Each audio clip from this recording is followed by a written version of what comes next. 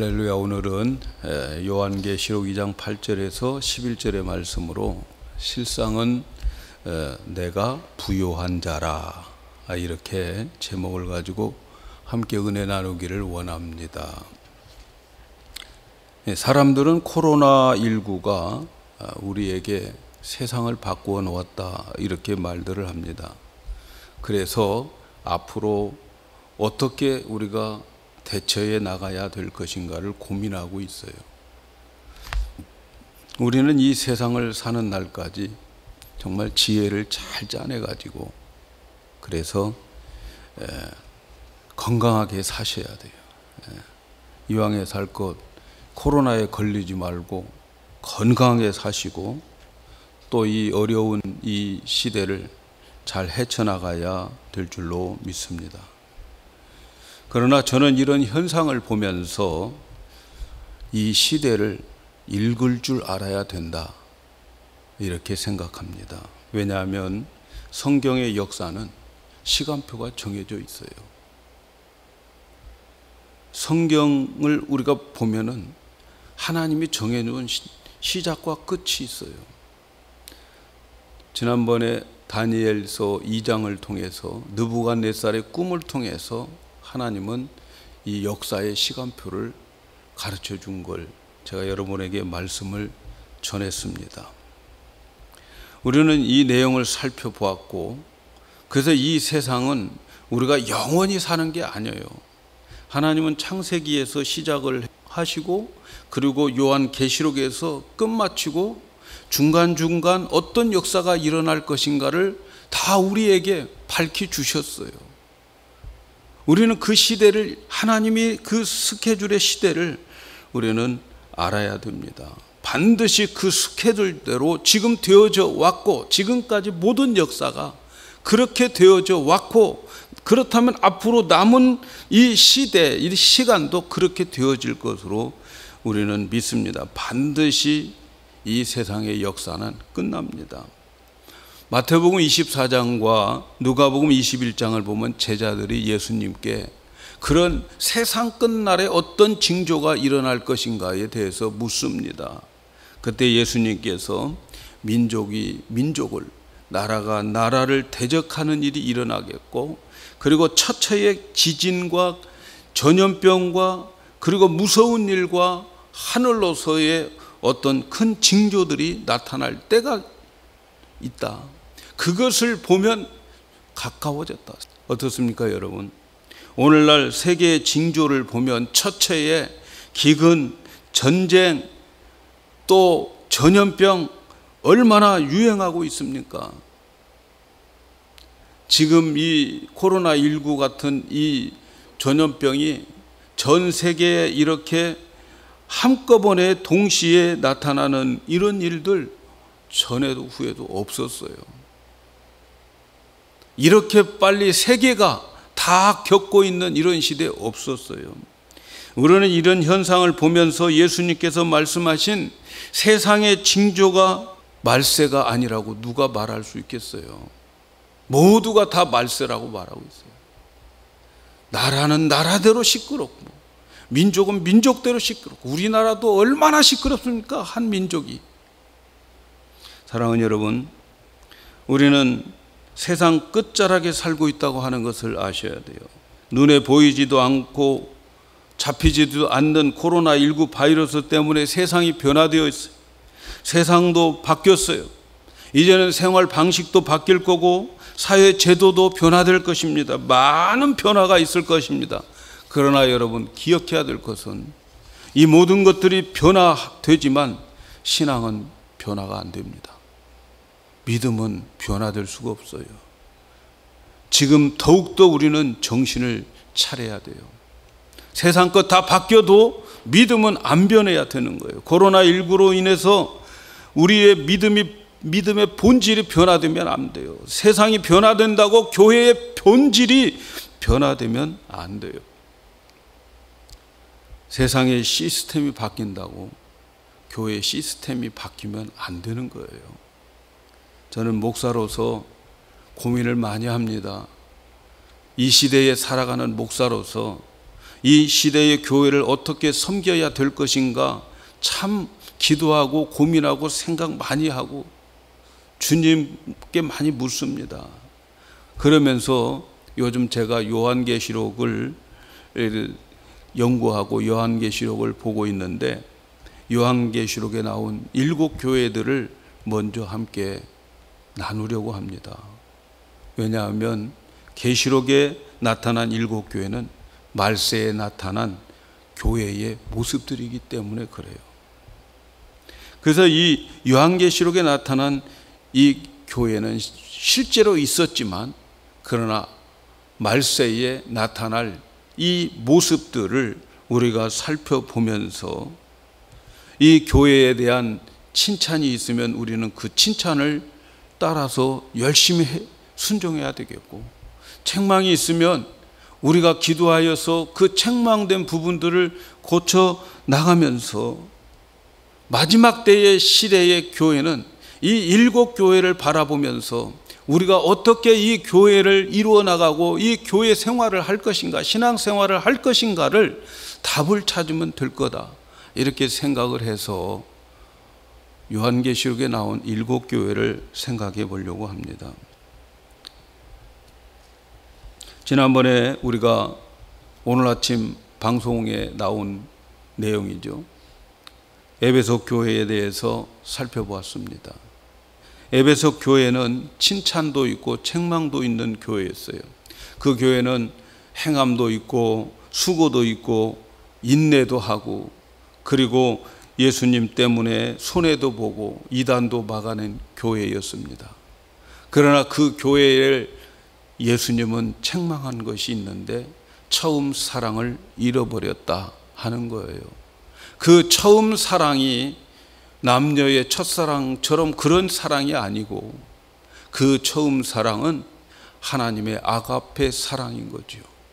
그 아가페 사랑의 느낌, 그 아가페 사랑의 감동, 그 아가페 사랑에 이끌려서 그런 칭찬받는 행동들이 나왔었는데, 그 사랑을 버려버리니까 그 큰 하나님의 십자가의 사랑을 내가 느끼지 못하고 감동되지 못하고 이미 그것이 나에게 다 사라져 버려 가지고 그런 칭찬받을 행동들이 나올 수 없게 만들어 버린 그 사랑을 찾아야 된다 하는 것이 에베소 교회에 주시는 말씀이에요. 저는 이것이 가장 우리 교회에 있어서 기본이라고 생각합니다. 우리 교회가 정말 하나님의 그 크신 십자가의 사랑에 감동되지 않고 하는 모든 것은 가짜입니다, 여러분. 자기 의를 나타내는 거예요. 기독교는 하나님의 그 크신 사랑의 은혜에 이끌려서 예배도 드리고 기도도 하고 전도도 하고 봉사도 하는 것이지, 그 사랑 잊어버리면 교회의 시작부터가 잘못됐어요. 그래서 여러분, 우리 에베소 교회에 주시는 말씀을 가장 중요한 모토로 삼아야 돼요. 하나님 사랑 없으면 아무것도 안 해요. 그 사랑에 이끌려서 우리가 예배 드리고, 그 사랑에 이끌려서 하나님께 찬양과 기도와 봉사와 전도가 되어져야 되는 겁니다. 오늘은 서문학교에 대해서 말씀을 드리려고 합니다. 서문학교회는 지금의 터키 나라의 항구도시입니다. 항구도시이기 때문에 항상 번영의 도시였어요. 서머나는, 이 도시는 향료를 수출지로 유명했던 그런 도시였어요. 학문과 그리고 의술과 과학이 발달한 도시였고, 서머나 이 도시는 이 지리적으로나 정치적으로나 경제적으로 문화적으로 아주 수준 높은 그러한 도시였습니다. 소아시아의 7교회 중에서 지금까지 계시록에 나온 이 도시 중에서 지금까지 존재한 도시가 바로 이 서머나예요. 그래서 이 서머나는 터키의 에즈미르라고 하는 도시가 오늘 우리가 생각하는 서머나 그 지역의 도시입니다. 현존하는 도시죠. 2000년 동안 현존하는 도시가 이 서머나 도시입니다. 요즘은 이즈미르라고 부르고 있죠. 근데 어떻게 이 교회가 세워지게 되었는가 정확한 건 없지만, 그런데 바울이 에베소에서 한 53km 정도 떨어졌다고 그러는데, 에베소에서 이 서머나에 있는 사람들이 에베소에서 복음을 전할 때 이곳에 와서 복음을 들었다. 그래서 사도행전 19장 10절에 보면 바울이 에베소 교회를 개척할 때에 아시아에 사는 자들이 다 주의 말씀을 들었다. 그때에 그 사람들이 와서 주의 말씀을 듣고 가서 교회를 세웠다. 이렇게 알려지고 있습니다. 그런데 이 서머나 교회는 말이죠, 로마 제국에 충성을 다하는 도시였어요. 서기 26년에 티베리우스 황제가 신전을 지으려고 할 때에, 그때는 로마 황제가 살아있는 신이었어요. 신전을 지으려고 할 때에 10개의 도시에서 자기 도시에다가 신전을 짓겠다고 유치를 벌였는데, 그 중에 이 10개 도시에서 경합해서 신전을 지을 수 있도록 신전을 따낸 도시가 바로 서머나 도시였어요. 그만큼 10개 도시 중에서 서머나에다가 로마 황제의 신전을 짓도록 허락했다면 얼만큼 로마의 제국에 가까운 도시입니다. 그래서 서머나에 있는 사람들은 그 신전에서 모든 사람들이 나와서 숭배를 하고 분향을 하게 되고, 그리고 분향을 하는 사람들에게 그 분향했다고 하는 증서를 발부해 가지고 지나가다가도 그 증서를 조사를 해서 없으면 그 사람은 무신론자라고 해서 사형을 처하게 되는 그런 도시가 이 서머나 도시였어요. 그런데 예수 믿는 사람들은 당연히 거절하지요. 그러면 이들은 어떻게 됩니까? 무신론자들이라고 이들은 처형을 받는 거예요. 그러면 서머나 성도들에게 있어서 이런 황제를 숭배하지 않는다고 하는 이것 때문에 그들은 재산도 몰수당하기도 하고 사회적으로 왕따를 당하기도 하고, 잘 사는 그런 나라에서 예수 믿는 사람들은 헐벗고 가난하게 살고 또 그들의 핍박 속에서 살아가게 되는 거죠. 잘 사는 나라에서 거지처럼 살아가는 성도들이 서머나 교회의 성도들이었어요. 서머나 교회 성도들에게 더 힘들었던 것 중에 하나가 뭐냐면 유대인들이었어요. 로마가 AD 70년에 예루살렘을 디도 장군을 앞세워서 완전히 이 예루살렘을 멸망시켜 버렸어요. 예수님이 예언하신 대로 돌 하나 성전 위에 남지 않고 다 파괴져 버리고, 그때의 사람들이 예루살렘을 빠져나옵니다. 그래서 예루살렘을 빠져나와서 어디로 가느냐? 서머나로 많이 사람들이 갔어요. 그래서 서머나로 가가지고 회당을 짓고 거기에 모여서 살고 있었던 유대인들이 많았어요. 근데 바로 이 유대인들, 하나님을 믿는다고 하는 유대인들이 가장 기독교를 핍박을 많이 했어요. 그래서 기독교를 핍박하면서 얼마나 기독교인들을 모함하고 기독교인들을 고발하고 다니는지 몰라요. 이 유대인들, 같은 유대인이었어요. 로마가 멸망할 때 같이 따라서 서머나로 왔는데, 같은 유대인, 자기들도 하나님 믿고 자기들도 모세도 믿고 그런다고 하는 그 사람들이 제일 미워한 게 기독교인들이었어요. 그 사람들은 기독교인들을, 이 사람들은 성찬식을 할 때에 예수님의 살과 피를 먹고 마신다고, 그렇게 성찬식을 한다고 해서 예수 믿는 사람들은 다들 식인종들이라고 그렇게 고발하기 시작한 거예요. 그리고 성도들이 함께 예배 끝나고 같이 애찬을 할 때 이것을 보면 그 사람들은 로마에다가 이 사람들은 음탕한 집단이라고 소문을 내고, 또 로마 황제에게는 절대로 주라고 고백하지 않는 것을 알고, 이 예수 믿는 사람들은 이 로마의 잠재적인 테러리스트들, 이런 사람들이라고 그렇게 소개를 하면서 고발하기도 하고, 또 예수님께서 불과 이 세상에 불심판을 할 것이다 이렇게 말씀하는 내용들을 가지고 이 기독교인들은 방화범들이라. 그래서 여러분 잘 아시는 대로 로마에 가장 큰 그 불이 났을 때 전부 다 어디다 뒤집었었어요.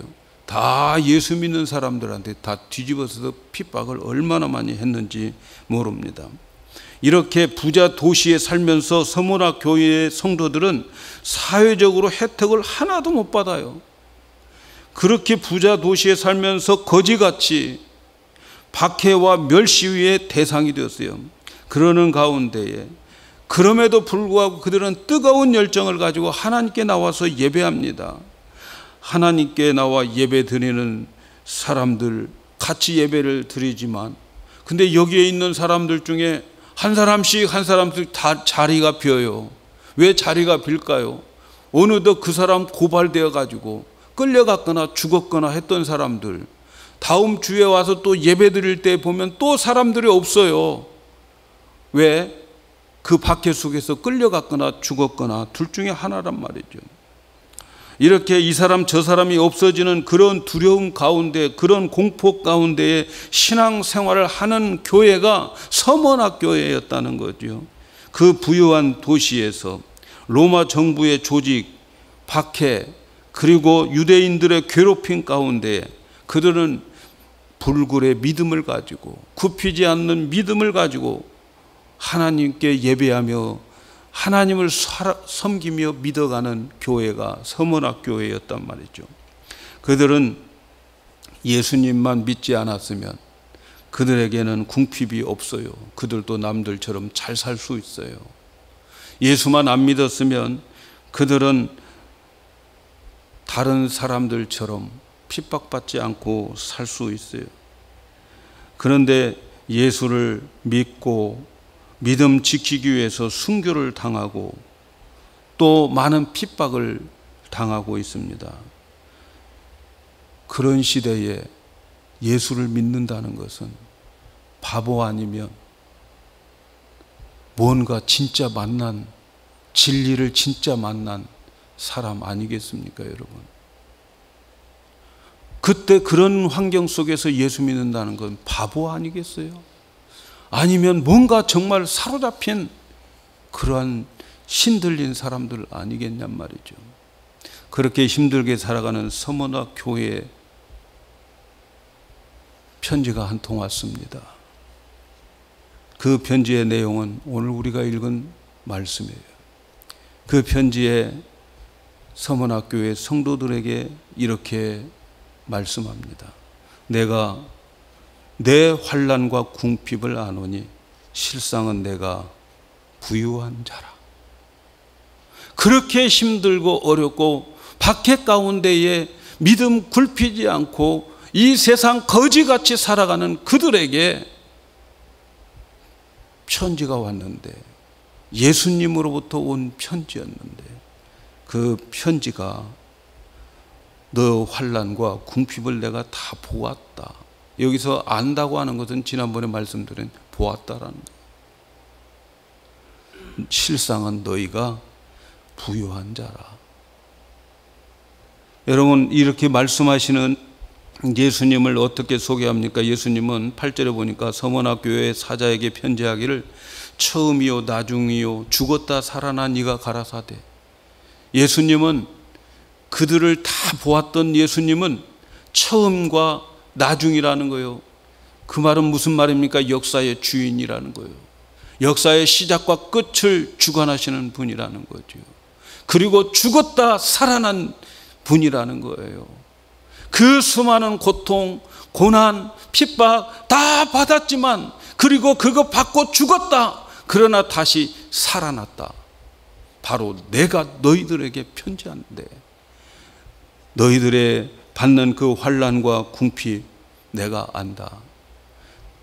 너희들이 받고 있는 그 환난과 궁핍 때문에 너희들은 불쌍한 사람이 아니야. 너희들은 가장 부자야. 주님이 그렇게 말씀하십니다. 실상을 말해주고 있어요. 9절에 내가 내 환난과 궁핍을 아노니 실상은 내가 부요한 자니라. 자칭 유대인이라 하는 자들, 그들의 회방도 안 오니 실상은 유대인이 아니요 사단의 회라. 환난을 안다는 거예요. 환난이라고 하는 것은 큰 바위로 짓누르는 것을 말하는 거예요. 예수 믿는 게 얼마나 하루하루 삶이 큰 바위로 짓눌러 버리는 거예요.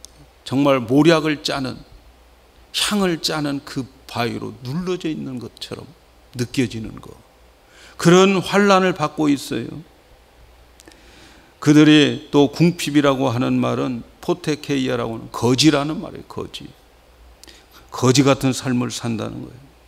로마 제국의 그 핍박과 그 압박에 짓눌리고 또 유대인들의 그 거짓 모략에 짓눌린 이 사람들, 그리고 사회적인 혜택을 하나도 받지 못해서 살아가고 있는 거지 같은 그들의 삶을 주님은 그들을 향해서 내가 너희 실상을 안다. 너희 실제로 너희들이 진짜 부유한 자야.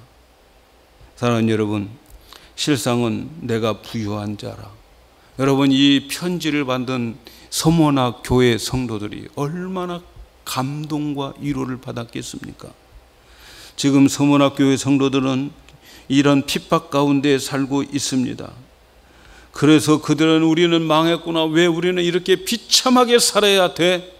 왜 우리의 현실이 이 모양이야? 라고 할 때에 주님은 그들을 향해서 실상은 너희가 부자야. 세상에서 가장 부자는 너희들이야. 이렇게 말씀하시는 그 음성에 얼마나 힘을 얻었겠습니까? 지금 예수님께서는 세상을 보는 눈이 다르다는 거지요. 예수님이 보는 기준이 우리가 생각하는 기준과 다르다는 거죠. 사랑하는 여러분, 우리가 살아가는 이 세상은 현실과 실상이 얼마나 다른지 몰라요. 저는 이 말씀을 준비하면서 하나님, 우리 교회가 주님 보시기에 현실과 실상이 좀 다르게 우리들도 볼 수 있는 눈이 있었으면 좋겠습니다. 어떤 세상의 기준으로 보면 우리는 아무것도 아닌 것 같지만, 그러나 주님의 눈으로 봤을 때, 야, 너희들이 진짜야. 너희들이 진짜 부자야. 너희들은 망한 것이 아니야. 이렇게 우리 교회를 봤으면 좋겠어요. 여러분, 우리가 살아가는 이 세상에는 겉으로는 화려하지만 실상이 아닌 것이 얼마나 많은지 몰라요. 좋은 집에 살고 좋은 차를 몰고 아름다운 옷을 입고 다니지만 그것이 실상이 아닐 수 있어요. 실상은 공허하고 실상은 속이 썩어 문드러지는 그러한 실상들이 참 많이 있습니다. 예수님은 모든 것이 성공적으로 잘 되어서 정말 싸울 곳이 없이 곡식을 모아둔 그 부자가, 그 성공된 그 사람에게, 그 사람이 그날 말합니다. 야, 이렇게 많이 쌓아놓고 이렇게 많이 이제는 거두었으니까 내 인생 앞으로 편하게 먹고 놀고 쉬자. 그런데 예수님은 그의 실상은 그는 어리석은 부자라고 말합니다. 우리가 보기에 큰 예배당에서 많은 사람들이 모이는 곳이 성공하고 화려하게 보일지 모르지만 주님이 보시기에는 기준이 달라요. 그것이 실상이 아닐 수도 있어요. 지하실에서 어둡고 쓸쓸하게 몇 명이 모여서 예배드리는 그곳을 향해서 실상은 너희들이 부자야, 이렇게 주님은 말씀하실 수 있습니다. 저는 경제적으로 궁핍하고 초라하게 보이지만 예수 믿는다는 것 때문에 우리가 환난과 핍박을 받고 가난하게 살더라도 주님이 우리를 평가하실 때, 주님이 나를 평가하실 때에 야, 실상은 네가 부자야, 저는 그런 말씀을 들었으면 좋겠습니다. 우리 교회가 겉으로 보기에는 초라하고 작을지 몰라요. 사람들의 기준으로는 그렇게 볼 수 있겠지만 우리 한 분 한 분을 주님이 평가하실 때에 주님께서 우리를 향해서 실상은 네가 부자야, 실상은 네가 최고로 부자인 거야. 그렇게 주님이 말씀해 주셨으면 좋겠습니다. 예수님은 다른 실상을 또 말씀해 주셨는데, 자칭 유대인이라고 하는 자들의 회방도 내가 하노니 실상은 유대인이 아니요 사단의 회라, 이렇게 말씀합니다. 서문학교에 환란을 많이 주는 그 중에 하나가 유대인이었어요. 로마 제국보다도 더 실질적으로 더 괴로운 것은 같은 동족이라고 하는 유대인들이었어요. 이 유대인들은 예수 믿는 것 때문에 반대하는 사람들이었어요. 그래서 예수 믿는 사람들을 괴롭혔어요. 끊임없이 서문학교에 있는 예수 믿는 사람들을 고발하고 잡아가게 만들고, 그들이 옥에 갇히고, 그리고 그들이 화형을 당하고 그들이 사형을 당할 때에 통쾌하게 여기는 사람들이 바로 유대인이었어요. 같은 민족인지. 그래서 같이 도와주고 협력할 사람이라고 생각했는데 나중에 보니까 아니더라는 거죠.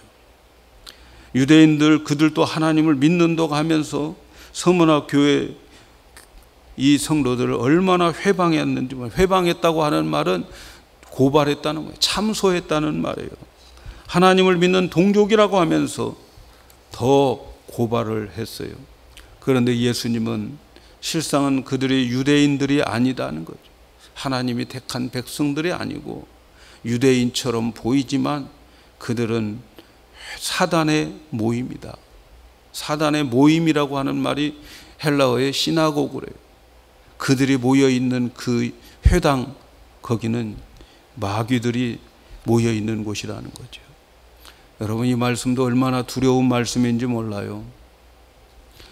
우리가 함께 예수 믿고 함께 교제하고 함께 봉사하다가 나중에 보니까 그 사람이 나를 고발하는 거예요.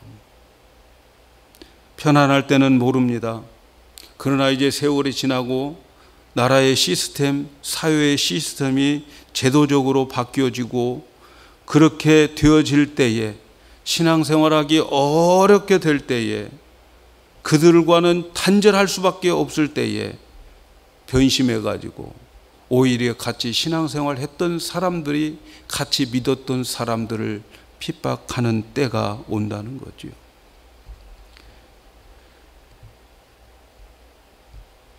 다름 아닌 같이 신앙생활 했던 사람들, 그 사람들로 인해서 괴로운 거죠. 그들이 모여서 회의를 하고, 사회 제도가 그러니까 우리도 신앙적으로 그 제도를 이해하고 한 발 물러서서 그들과 함께 보조를 맞추자고 하는 사람들이 교회 안에 생기게 될 것입니다. 세상과 타협하자고 할 때에 그것은 사탄의 모임이 되는 거예요. 여러분, 얼마나 두렵습니까? 주님이 바라보실 때 자칭 그리스도인이라고 하는 그 자들이 가짜 크리스찬으로 사단 노릇하는 자들로, 주님은 너는 실상이 사단이야, 그럴 때가 온다는 거예요. 우리는 그런 자가 되지 않도록 기도하고 믿음으로 무장하셔야 돼요. 예수님은 서문학교의 성도들에게 실상은 내가 부요한 자라고 격려해 주셨어요.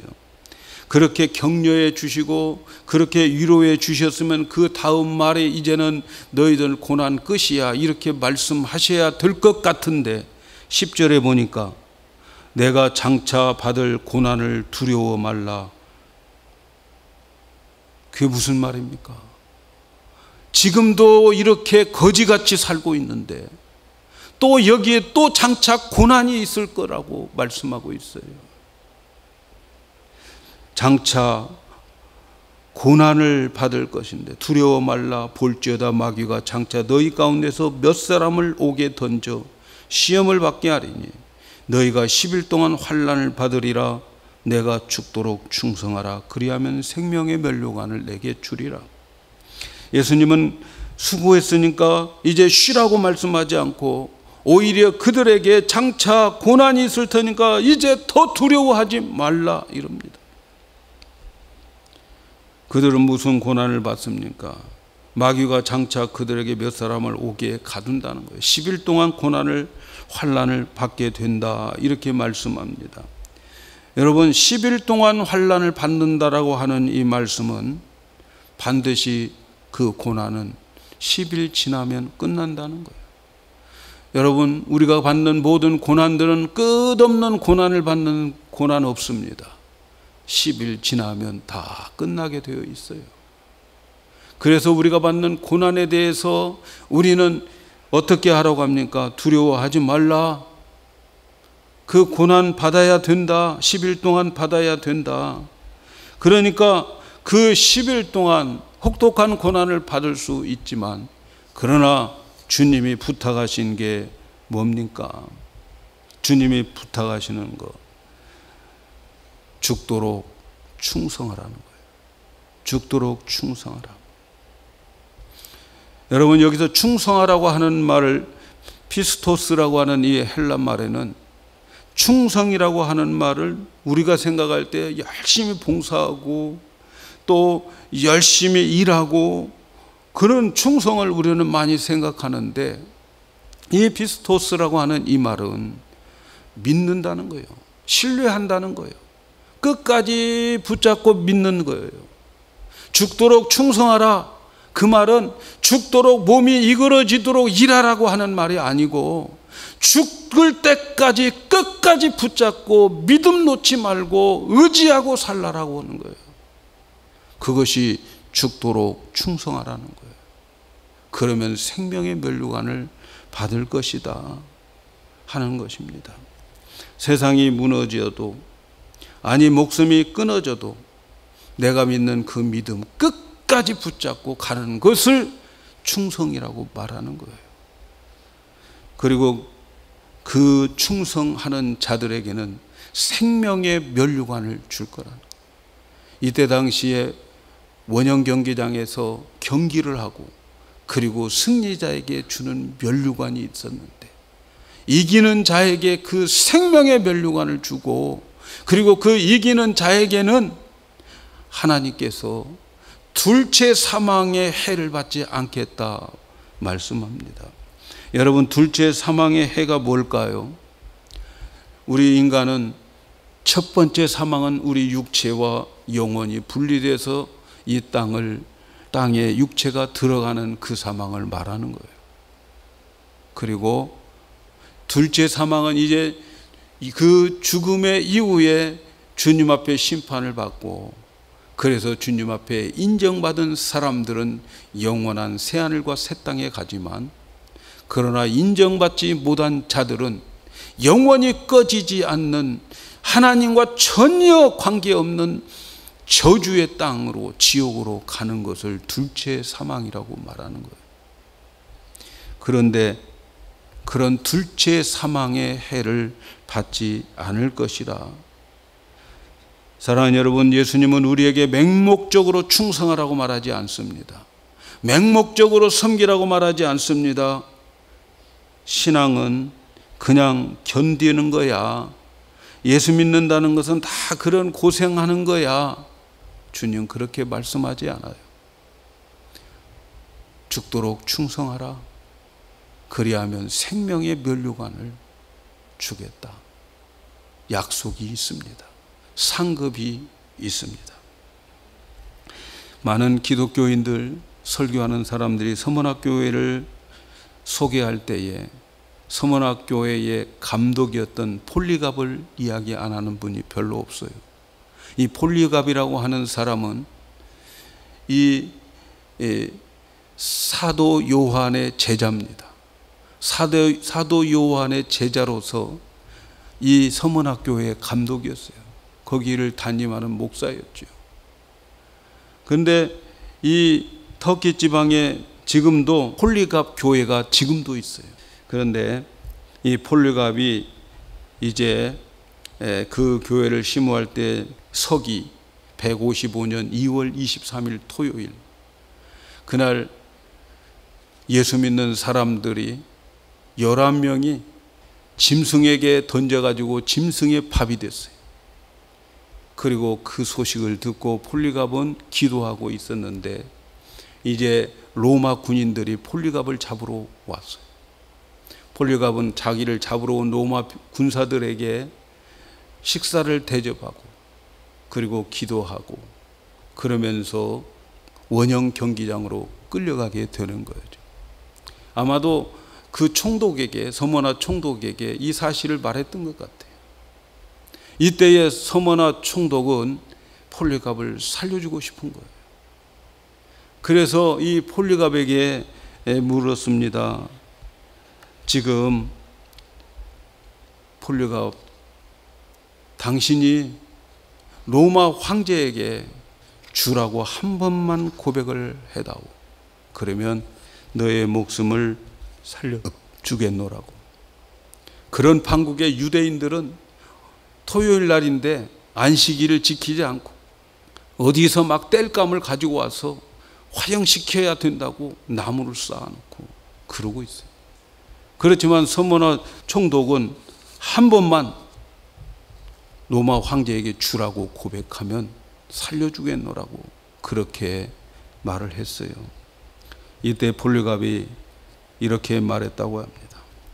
아니요, 그럴 수 없습니다. 내 나이 86세 되도록 내가 주님을 섬겼습니다. 근데 그분은 단 한 번도 나에게 나쁜 일을 하지 않았습니다. 그런데 어떻게 저를 구원해 주신 나의 왕을 욕할 수 있겠습니까? 그럴 수 없으니까 빨리 나를 처형해 주세요. 사랑하는 여러분, 바로 이것이 죽도록 충성하는 거예요. 죽는 순간까지 예수님을 끝까지 믿고 그리고 그분 바라보고 믿는 자들, 바로 그 사람에게는 생명의 면류관이 주어지게 될 겁니다. 사랑하는 여러분, 교회의 모습은 앞으로 이런 시대가 올 것이라고 요한계시록에서 말씀하고 있습니다. 앞으로 분명히 이 나라가, 이 세계적인 나라가 제도적으로 큰 핍박을 받을 날이 올 것입니다. 로마 제국과 같은 그 시대가 올 것이에요.